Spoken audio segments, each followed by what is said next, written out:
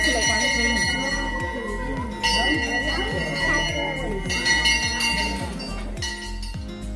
Friend, welcome to my YouTube channel Ashish blog and creation को। आज जीवा बोली पंचलिंगेश्वर।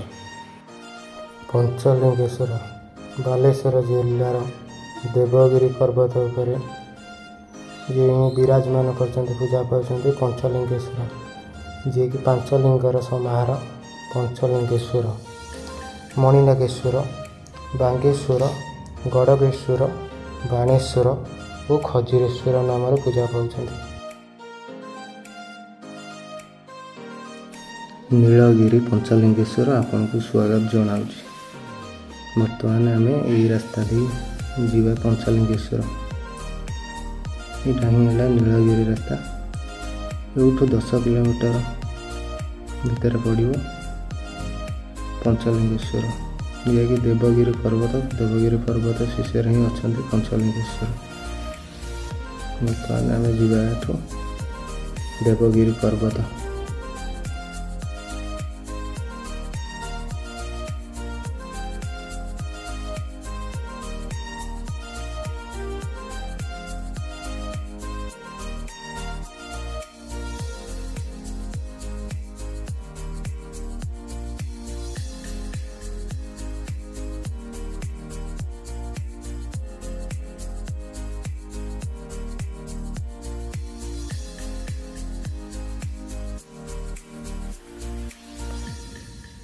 यूठू आम आगुरी ने राइट टर्न नहीं कि सीधा जीवा।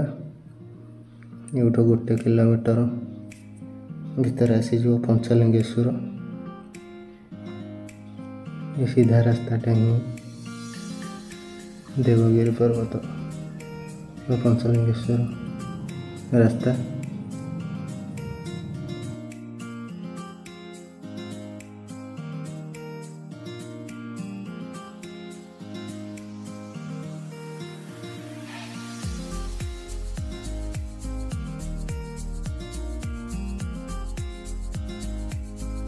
एबे आम आसी पहुँची गले। गाड़ी पार्किंग करवा, स्टैंड रे गाड़ी रखी यूठू चलिके जावाक पड़ो। आगर को पहाच अच्छे, पहाच उपर चढ़ी जावाक पड़ो।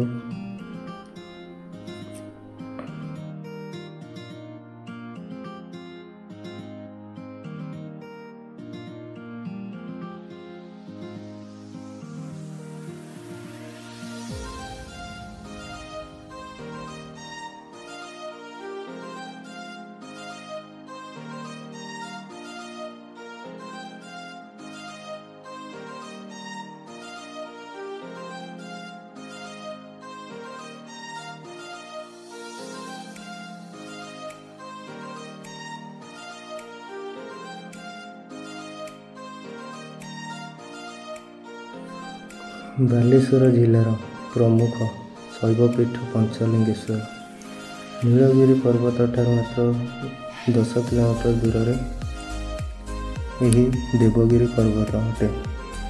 यही देवगिरी पर्वत रे प्राकृतिक रूप से पूजा पाउछंती बाबा पंचलिंगेश्वर।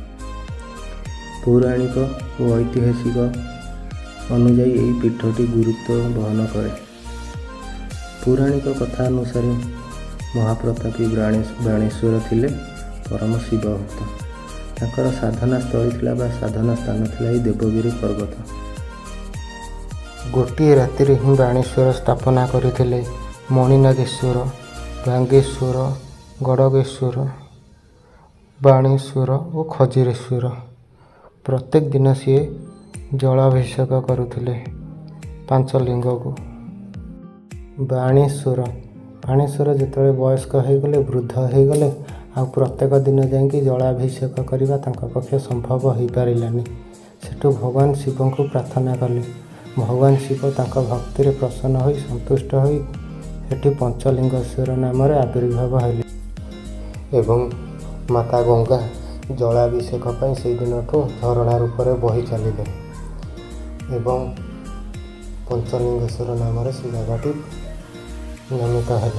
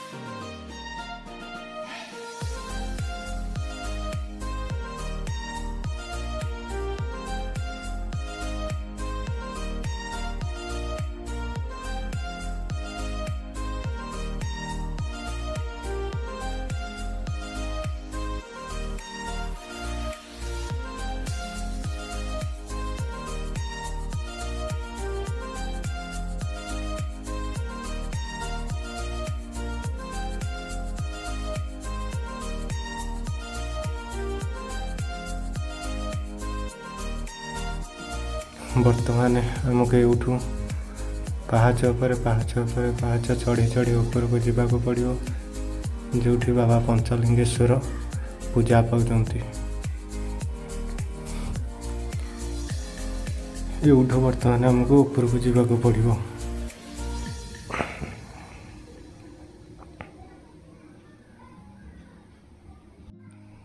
खरा भी प्रबल हो जहाँ खरा दिने भी तथापि भक्तंकर भीड़ भी बहुत अच्छी।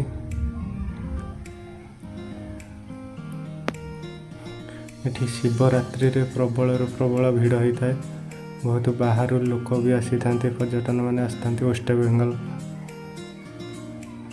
सबुआड़ चारिपट लोक आसी था ए जगह को। बर्तमान मुझे जी पाहाच चढ़े एक्चुअली भी गणी नहीं अनुमान या 300 पर हम टोटाल पाहाच पंचलिंगेश्वर पाहाच संख्या 300 पर हो पार।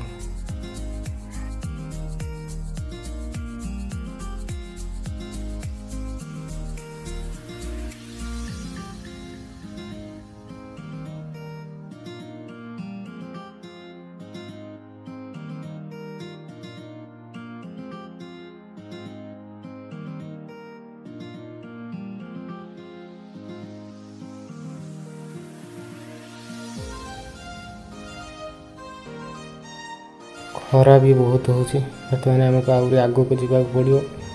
गला पंचलिंगेश्वर को देखा मिल।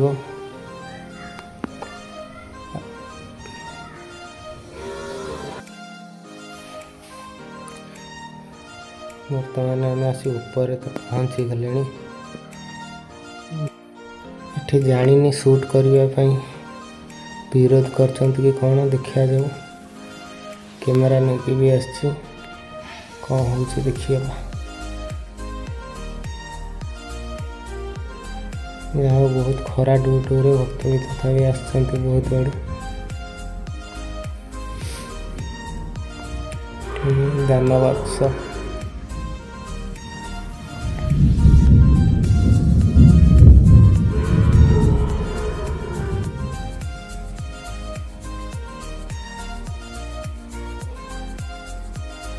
आमको ये तलू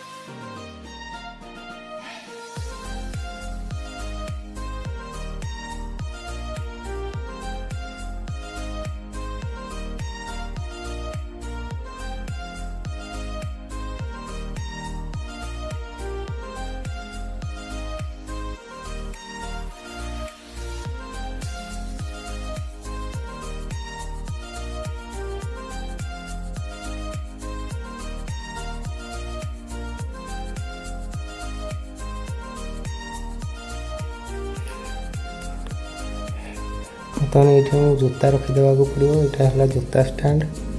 जूता रखिकी पाहाच पर पाहाच चढ़ी ऊपर को जावाक पड़ो। 5 टंका लेखा जूता। ये तले ही पूजा पाती पंचलिंगेश्वर पूजक मैंने पूजा करते पंचदेवता को। ଏହି ଦାନ ବାକ୍ସ ମାନସିକ ଏବଂ ଦାନ କରିବା ପାଇଁ ଏ ବାକ୍ସ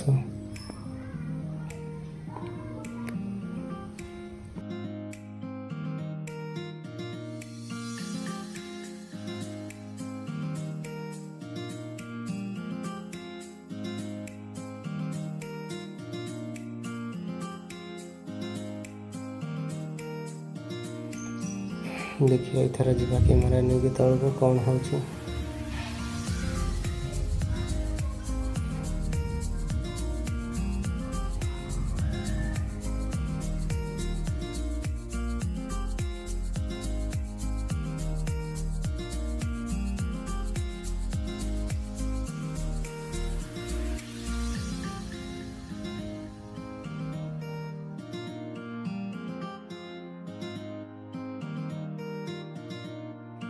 ये भोग लगी था पूजक मैंने पूजा करते ये जगार ही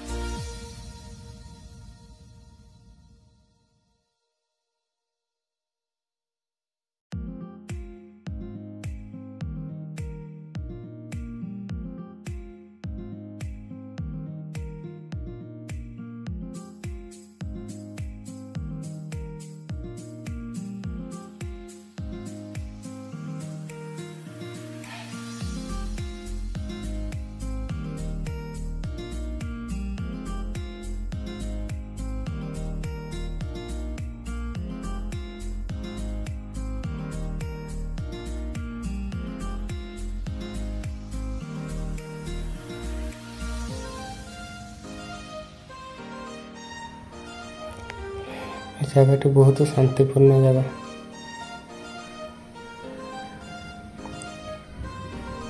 ये जगार बहुत शांति लगुच आनंद लगुच प्रत्येक देवालय स्थान देवादेवी स्थान बहुत आनंद लगी था से जगार बसापी एवं से जगह जावाई निजक बहुत बढ़िया फिल हुए अनुभव मन हुए